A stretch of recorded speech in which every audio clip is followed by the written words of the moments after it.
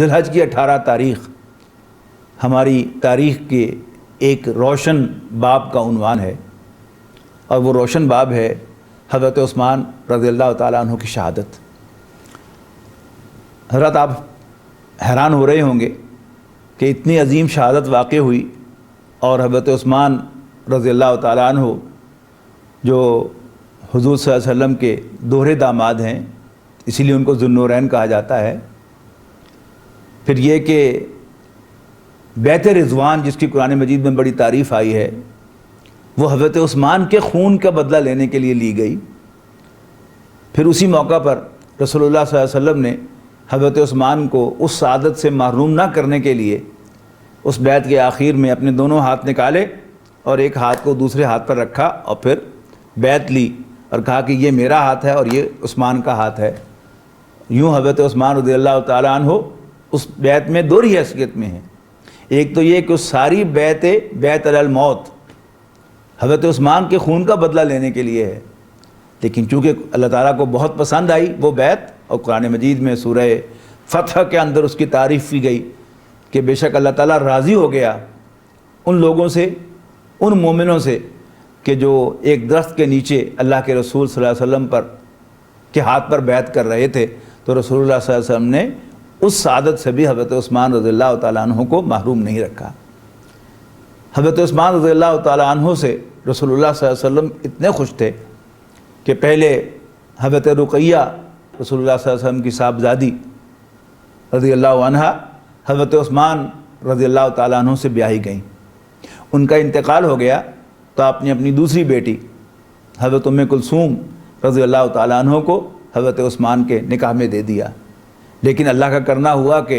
وہ بھی اللہ کو پیاری ہو گئی۔ اس موقع پر رسول اللہ صلی اللہ علیہ وسلم نے حضرت عثمان رضی اللہ تعالیٰ عنہ کے لیے جو تعریفی کلمات ارشاد فرمائے وہ تو تا قیام قیامت یاد رکھے جائیں گے، کہ آپ نے فرمایا کہ اگر میری 100 بیٹیاں ہوتی اور وہ سب یکے بعد دیگرے فوت ہوتی رہتی تو میں سب کی سب عثمان کے نکاح میں یکے بعد دیگرے دے دیتا۔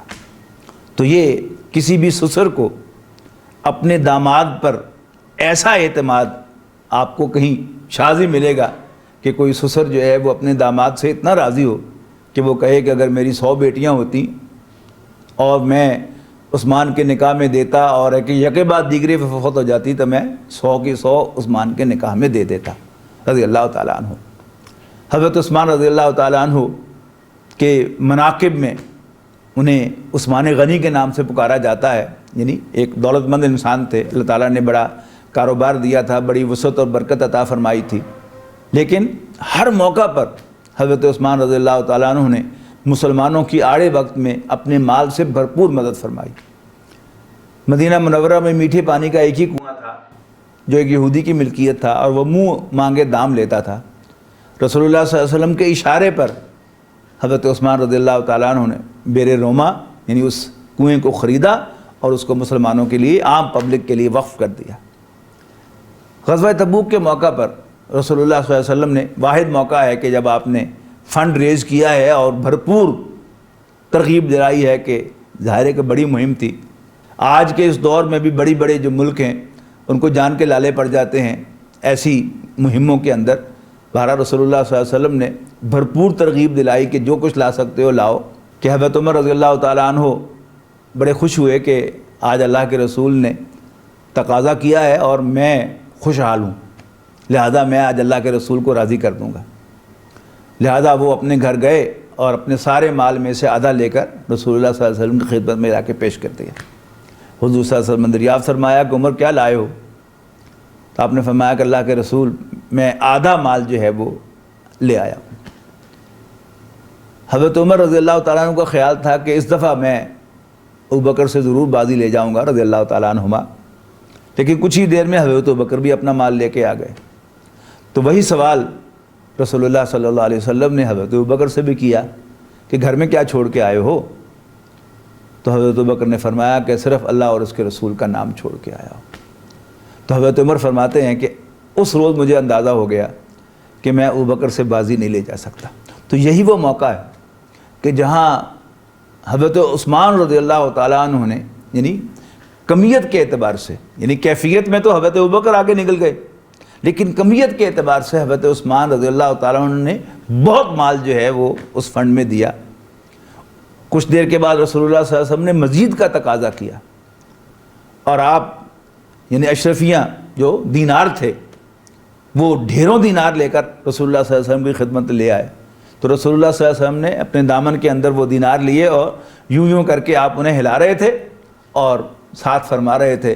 کہ اب عثمان کو اس کا کوئی عمل نقصان نہیں پہنچا سکتا۔ اتنے خوش ہوئے رسول اللہ صلی اللہ علیہ وسلم۔ حضرت عثمان رضی اللہ تعالیٰ عنہ کے بارے میں بعض چیزیں جو ہیں وہ بہت ہی غلط انداز سے پھیلا دی گئی ہیں کہ جیسے حضرت عثمان رضی اللہ تعالیٰ عنہ کوئی بہت ہی کمزور ایڈمنسٹریٹر تھے۔ ایسی بات نہیں ہے۔ حضرت ابوبکر رضی اللہ تعالیٰ عنہ کا دور خلافت 2 سال ہے، اور حضرت عمر رضی اللہ تعالیٰ عنہ کا دور خلافت 10 سال ہے۔ حضرت عثمان رضی اللہ تعالیٰ عنہ کا دور خلافت 12 سال ہے۔ حضرت ابوبکر رضی اللہ تعالیٰ عنہ کا دور خلافت تو فتنہ و فساد کی نظر ہوا کہ رسول اللہ صلی اللہ علیہ وسلم کا وصال ہوتے ہی جو اسلام دشمن قوتیں تھیں انہوں نے محسوس کیا کہ بس اللہ کے رسول چلے گئے تو شاید اسلام بھی چلا گیا، لہذا کئی فتنوں نے سر اٹھایا۔ جھوٹے مدعیان نبوت پیدا ہو گئے، نبوت کا دعویٰ کرنے والے، پھر مانعین زکوٰۃ پیدا ہو گئے، زکوٰۃ کا انکار کرنے والے، اور اسی طرح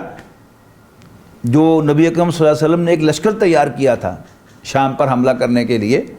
حضرت اسامہ ابن زید کی قیادت میں مشورہ دیا گیا حضرت ابوبکر رضی اللہ تعالیٰ عنہ کو کہ ابھی ایمرجنسی کی کیفیت ہے، آپ اس لشکر کو تھوڑی دیر کے لیے روک لیں۔ حضرت ابوبکر نے فرمایا کہ کیسے ہو سکتا ہے کہ اللہ کے رسول ایک لشکر کو تیار کریں روانہ کرنے کے لیے اور ابوبکر اس لشکر کو روک لے؟ یہ نہیں ہو سکتا۔ اسی طرح مانعین زکوٰۃ کے بارے میں بھی مشورہ دیا گیا کہ ان کے ساتھ ذرا تھوڑا سا نرم معاملہ کر لیں، کلمہ گو تو ہے نا۔ لیکن حضرت ابوبکر نے فرمایا کہ یہ نہیں ہو سکتا۔ اگر کوئی شخص رسول اللہ صلی اللہ علیہ وسلم کے زمانے میں اونٹ دیتا تھا زکوٰۃ میں اور ساتھ باندھنے کی رسی بھی دیتا تھا، اور اب اگر وہ اونٹ دے گا اور رسی دینے سے انکاری ہوگا تو میں اس سے بھی لڑوں گا۔ میں اللہ کے دین میں، اللہ کے رسول صلی اللہ علیہ وسلم کے لائے ہوئے دین میں رتی برابر کوئی کمی بیشی کرنے کا اہل نہیں ہوں۔ اس کے بعد حضرت عمر رضی اللہ تعالیٰ عنہ کا دور خلافت جو ہے وہ اصل میں اسلام کے جو نظام حکومت، اسلام کے نظام معیشت اور اسلام کے سماجی نظام کا کلائمیکس ہے۔ یعنی جو ہائیسٹ رول ماڈلز سیٹ کیے ہیں یا جو ہائیسٹ اسٹینڈرڈ حضرت عمر رضی اللہ تعالیٰ عنہ نے قائم کیے ہیں ان تک تو پہنچنا شاید ممکن نہ ہو۔ ہر میدان میں ایکویلٹی، ایک تو میں نے یہ بات میں آپ کو نوٹ کروانا چاہتا ہوں کہ تمام انسان برابر ہیں اور تمام مسلمان ایک دوسرے کا ہمکف ہیں رسول اللہ صلی اللہ علیہ وسلم کے فرمان کے مطابق۔ حضرت عمر رضی اللہ تعالیٰ عنہ نے اپنے عمل سے ثابت کیا، ہر شخص کو بولنے کی آزادی دی، اور بڑا ہی عجیب واقعہ ہے کہ مسلمانوں کی افواج نے فلسطین کا محاصرہ کیا۔ محاصرہ طویل ہو گیا اور شہر فتح نہیں ہو رہا۔ شہر کی فصیل سے جو عیسائی پادری تھے انہوں نے کہا کہ وقت ضائع نہ کرو، ہمارے پاس ہماری کتابوں میں اس شہر کے فتح ہونے کی خبر ہے، لیکن ایک درویش بادشاہ کے ہاتھوں ہے، تمہارے ہاتھوں نہیں ہے۔ جب مسلمانوں کے کمانڈر نے وہ بات سنی تو ان کو سٹرائک ہوا، یہ تو حضرت عمر کی تصویر بتا رہے ہیں۔ لہذا حضرت عمر رضی اللہ تعالیٰ عنہ کو پیغام بھیجا گیا کہ آپ تشریف لائیں، یہ شہر آپ کا منتظر ہے۔ لہذا حضرت عمر رضی اللہ تعالیٰ عنہ نے ایک سرکاری سفر کیا، زور دے کر کہہ رہا ہوں، پرائیویٹ سفر نہیں تھا، سرکاری سفر تھا، اور ہمارے حکمران بھی سرکاری سفر کرتے ہیں اور وہ تو پرائیویٹ بھی اسی انداز سے کرتے ہیں۔ بہرحال آپ نے سرکاری سفر فرمایا ایک اونٹ اور ایک خادم کے ساتھ۔ اسی اونٹ پر زیادہ راہ تھا، راستے میں کھانے پینے کا سامان سب کچھ جو ہے وہ بھی اسی پر ہے، اور طویل سفر ہے، اور اونٹ کی رفتار بھی آپ کو معلوم ہے، کہاں مدینہ منورہ اور کہاں فلسطین۔ آپ نے اپنے خادم سے طے کیا کہ ایک منزل میں اونٹ پہ سوار ہوں گا، تم نکیل پکڑ کر چلو گے، تو اگلی منزل تم سوار ہوگے، میں نکیل پکڑ کر چلوں گا، اور آخر تک آپ نے وہی سفر فرمایا۔ جب آخری منزل آئی تو خادم کی باری سوار ہونے کی تھی، اس نے عرض کی امیر المومنین آخری منزل آ گئی ہے، اب تو آپ سوار ہو جائیں۔ آپ نے فرمایا کہ نہیں، جو بات طے ہوئی تھی اسی کے مطابق سفر ہوگا۔ ایکویلٹی۔ تو حضرت عثمان رضی اللہ تعالیٰ عنہ کے دور خلافت کو اگر آپ دیکھیں گے تو آپ کو ان کے پہلے 8 سالوں میں وہی شان و شوکت نظر آتی ہے اسلامی حکومت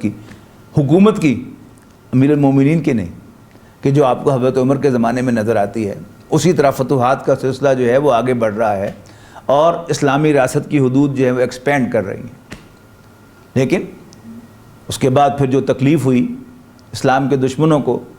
اور انہیں سازشوں کا جال پھیلایا، یعنی مصر میں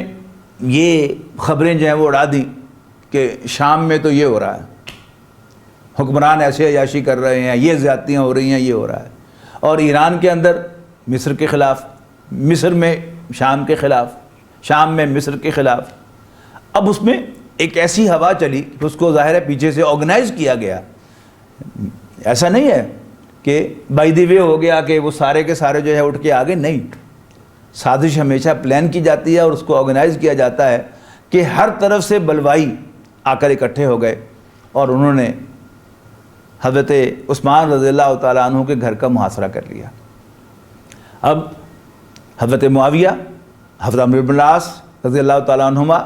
جو مختلف علاقوں کے گورنر ہیں، وہ بار بار درخواست کر رہے ہیں کہ امیر المومنین ہمیں حکم دیجئے کہ ہم فوجیں لے کر آئیں،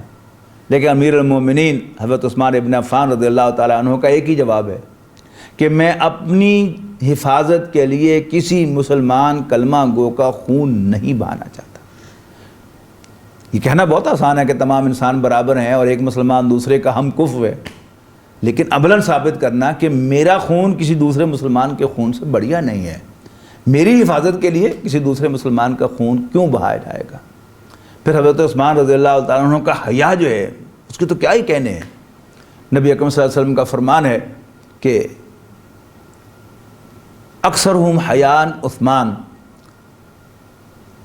کئی الفاظ ہیں احیاہم عثمان،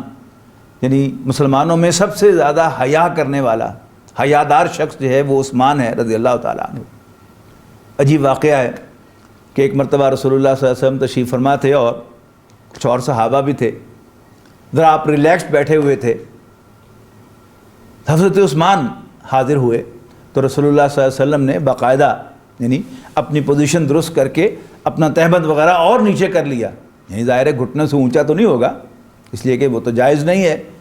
لیکن اور نیچا کر لیا۔ تو صحابہ نے پوچھا کہ اللہ کے رسول آپ نے ایسا کیوں کیا؟ تو رسول اللہ صلی اللہ علیہ وسلم نے عجیب بات فرمائی کہ عثمان سے تو اللہ کے فرشتے بھی حیا کرتے ہیں، اور یہ ایک بڑی نارمل سی بات ہے، اس کو سمجھ لینا چاہیے کہ اگر ہم اپنے محلے میں، اپنی کمیونٹی میں یا جہاں ہم کام کرتے ہیں، ہم حیا کے ساتھ چلیں گے، نظریں جھکا کر چلیں گے، خواتین کو نہیں گھوریں گے، آنکھیں پھاڑ کر ان کی طرف نہیں دیکھیں گے، تو عورتیں بھی ہم سے حیا کھانے لگیں گی۔ کر کے دیکھ لیجئے، اگر آپ اپنی گلی میں، اپنے دفتر میں خواتین کے سامنے نظر جھکا کر گزریں گے تو چند ہی دنوں میں آپ دیکھیں گے کہ یوں ہی آپ آئیں گے تو خواتین جو ہیں وہ اپنا دوپٹہ، اپنا لباس اس کو درست کر لیں گی، اور اگر ہم ان کی طرف آنکھیں پھاڑ پھاڑ کر دیکھیں گے تو وہ بھی اپنے کپڑے پھاڑ پھاڑ کر ہمیں دکھائیں گی۔ یہ بڑا سیدھا سا فارمولہ ہے۔ تو حضرت عثمان رضی اللہ تعالیٰ عنہ کے بارے میں رسول اللہ صلی اللہ علیہ وسلم کا یہ طرز عمل جو تھا، یہ بڑی خوبصورت ایک مثال ہے حیا کی، حیا کے احترام کی، حیا کے مقابلے میں حیا کی، جو رسول اللہ صلی اللہ علیہ وسلم نے فرمائی، اور پھر یہ بھی فرما دیا کہ عثمان سے تو اللہ تعالیٰ کے فرشتے بھی حیا کھاتے ہیں۔ حضرت عثمان رضی اللہ تعالیٰ عنہ کو ذو النورین کہا گیا، یعنی 2 نوروں والے۔ اس سے مراد لیا جاتا ہے کہ رسول اللہ صلی اللہ علیہ وسلم کی 2 صاحبزادیاں آپ کے عقد میں آئیں، اس لیے آپ کو ذو النورین کہا جاتا ہے۔ حضرت عثمان رضی اللہ تعالیٰ عنہ ایک بڑے رقیق القلب انسان تھے، ایک بہت ہی کریم انسان تھے، اور اگر آپ اس بات کو مانتے ہیں کہ اللہ تعالیٰ مختلف جو لوگ ہوتے ہیں ان کے اندر مختلف قسم کی صلاحیتیں رکھتا ہے، انڈیویجولی بھی اختلاف ہوتا ہے اور خاندانوں کے اندر بھی اختلاف ہوتا ہے. ہم خود دیکھتے ہیں ہمارے ہاں جو بھی خاندان ہیں، راجپوت ہیں، رائی ہیں، جاٹ ہیں، شیخ ہیں، مزاج فرق ہے. یعنی راجپوت، جاٹ اور پٹھان اس کے اندر لڑنے بھیڑنے اور ذرا بول بلارے کا انداز جو ہے وہ زیادہ ہوتا ہے، جبکہ ان کے مقابلے میں ایک شیخ کو اپنے کاروبار کے سے زیادہ غرض ہوتی ہے باقی سب چیزوں کے مقابلے میں، ایک کسان کو اپنے کھیت سے زیادہ غرض ہوتی ہے باقی سب چیزوں کے مقابلے میں. تو حضرت عثمان رضی اللہ تعالیٰ عنہ بنو امیہ کے چشم و چراغ تھے، اور مکہ مکرمہ میں خاندانوں میں جو تقسیم تھی تو جو پولیٹیکل افیئرز ہیں اس کو عام طور پر بنو امیہ دیکھتے تھے. اور اسی خاندان کے چشم و چراغ ہیں ابو سفیان جو بعد میں ایمان لائے رضی اللہ تعالیٰ عنہ، پھر انہی کے بیٹے ہیں حضرت معاویہ رضی اللہ تعالیٰ عنہ. تو ان کو اللہ تعالیٰ نے یعنی جو سیاسی امور ہیں ان کی زیادہ سوجھ بوجھ دی تھی. تو ایسا ہو نہیں سکتا کہ حضرت عثمان رضی اللہ تعالیٰ عنہ میں وہ سوجھ بوجھ نہ ہو. 8 سال آپ نے بالکل حضرت عمر کے طرز پر حکومت چلائی، اور اس کے بعد جو کہ ان کا مزاج یہ تھا کہ وہ اپنی حفاظت کے لیے کسی مسلمان کلمہ گو کا خون نہیں بہانا چاہتے تھے، لہٰذا انہوں نے کوئی نوٹس نہیں لیا اس چیزوں کا، بلکہ یہ کہا کہ ٹھیک ہے جو ہوتا ہے سو ہو. اور اس طرح وہ جام شہادت نوش فرمایا انہوں نے. وہ پانی بحر روما کا جس کو انہوں نے خرید کر وقف کیا تھا، وہی پانی ان پر بند کیا گیا. اللہ تعالیٰ ان کے درجات کو بلند فرمائے رضی اللہ تعالیٰ عنہ وعنہم اجمعین. آخر دعوانا الحمدللہ رب العالمین.